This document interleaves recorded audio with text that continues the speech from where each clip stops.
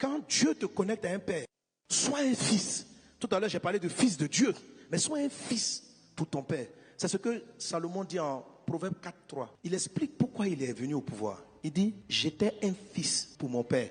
C'est du pléonasme. Ça veut dire, c'est deux fois dit la même chose. Mais il est en train de dire, David, mon papa avait beaucoup d'enfants. Mais moi, j'étais un fils pour lui. C'est pourquoi l'héritage de l'influence est rentré dans sa vie. C'est une affaire de postérité. Abraham a eu 2 enfants, mais la postérité d'Abraham, c'est Isaac. Isaac a eu des jumeaux. Sa postérité, c'est pas Ésaü, c'est Jacob.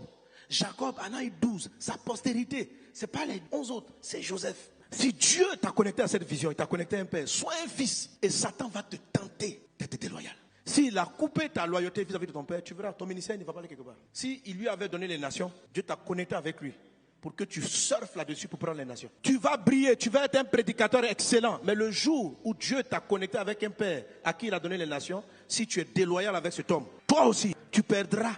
Tu n'es plus fils de... Tu n'es pas dans la lignée pour que tu influences les nations. Tu vas prêcher, tu vas faire l'œuvre, tu vas agir, tu vas faire des entreprises, mais ça n'aura pas un impact. Parce que la filiation est ce qui transporte la possession des nations. La filiation. L'héritage des nations est un don. Tous les frères de Jacob, aucun n'a influencé les nations. Joseph seul. Parce que c'est lui, il a dit, Jacob.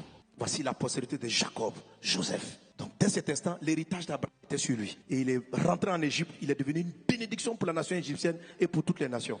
Les autres sont restés avec leur père, ils ont profité de ce que Joseph avait acquis. Tu dois rester vite, tu dois marcher vite jusqu'à recevoir, pas l'onction de ton père, mais le manteau, le manteau.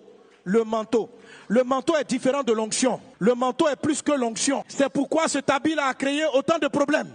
Parce que ce qu'il lui avait remis, c'était « tu es mon héritier ». Et c'est cette bataille-là qu'a vécu Élisée. Tous les fils de prophètes dans l'histoire de 2 Rois chapitre 2 qui marchent sont des fils spirituels du prophète Élie. Mais Élisée seul a pris le manteau.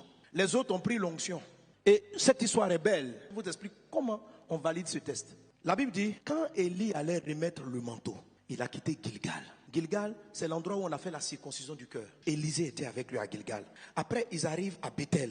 Élie dit à Élisée, reste à Bethel. Élisée lui répond, ton âme est vivante, je vais te suivre toujours. De Bethel, ils arrivent à Jéricho. De Jéricho, ils arrivent au Jourdain. Et à chacune des étapes, les différents fils du prophète Élie se sont arrêtés à leur niveau. Élisée est le seul qui a fait Gilgal, Bethel, Jéricho, Jourdain.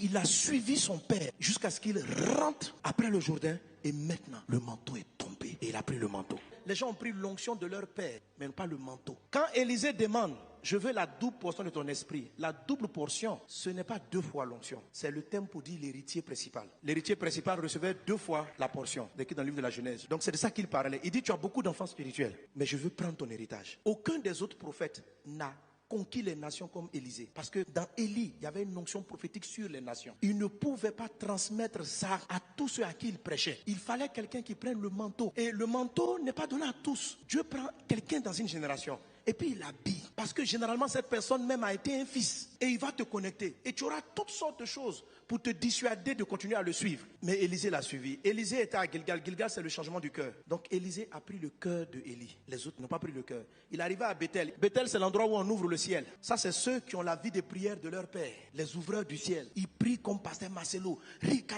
Mais ils n'ont pas fait le Gilgal avec Pasteur Marcelo. Ils n'ont pas le cœur. Vous ne pouvez pas prendre le manteau si vous ne prenez pas le cœur d'une personne. Vous pouvez prendre sa vie de prière. Vous pouvez prendre son onction de prière. Ça, c'est Bethel. Après Bethel, ils sont arrivés à Jéricho. Jéricho, c'est l'endroit où on crie et puis les murailles s'écroulent. C'est la parole. C'est l'art de la prédication. C'est l'art de parler, les murailles tombent. Mais sans Gilgal, sans la vie de communion, sans Bethel, ils ont Jéricho, ils n'ont pas Bethel. Ou il y en a qui ont Gilgal. Il y a des gens qui ont le cœur. Papa Marcelo, il aime tout le monde et puis ils sont doux. Mais ils ne prient pas comme lui. Tu n'auras pas le manteau. Tu as le cœur, mais tu n'as pas la prière. Tu as la prédication, mais donc chacun était dans son école. Il y avait les élèves de Gilgal, de Bethel, de Jéricho, et puis il y avait les élèves du Jourdain. Le Jourdain, c'est le surnaturel. C'est au Jourdain, on ouvre le Jourdain en 2. Donc, la prière Bethel, c'est là où le ciel s'est ouvert sur Jacob. Il dit, je voyais les anges monter et descendre. Ça, c'est Bethel. Communion ciel-terre. Jéricho, l'art de la parole qui fait tomber les murailles. Jourdain, l'endroit où l'eau se... Donc, les gens du Jourdain, c'est les gens du surnaturel. Le miracle. Mais quand Élisée est arrivé à eux, ils sont restés derrière. Et Élisée a traversé avec Élie. Et c'est là qu'il a reçu le manteau. Il y avait des fils, mais Joseph a reçu l'habit. Prends ton habit au nom de Jésus.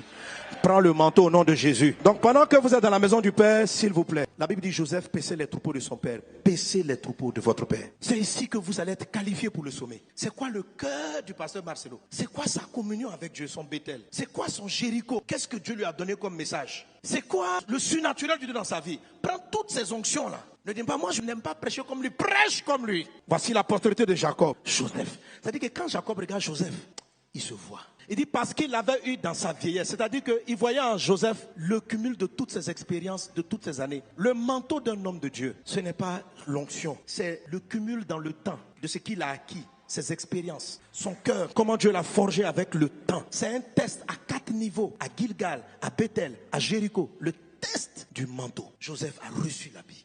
Satan va tout faire pour ne pas que vous ayez le manteau, que vous portez peut-être une onction, que vous prêchez comme lui, mais que vous ne comprenez pas quels sont ses fardeaux. Que vous agissez dans le miraculeux comme lui. L'église grandit surnaturellement. Mais c'est quoi son cœur? C'est quoi son Gilgal? C'est quoi son Bethel? C'est quoi son Jéricho? Joseph était le seul prêt à recevoir le manteau. Et les frères ont compris. Ils disent ils doivent prendre le manteau. Pourquoi Ali ne peut pas donner le manteau? Mais parce que vous n'êtes pas encore la postérité. Réussissez ça. Que Dieu vous bénisse abondamment. Amen.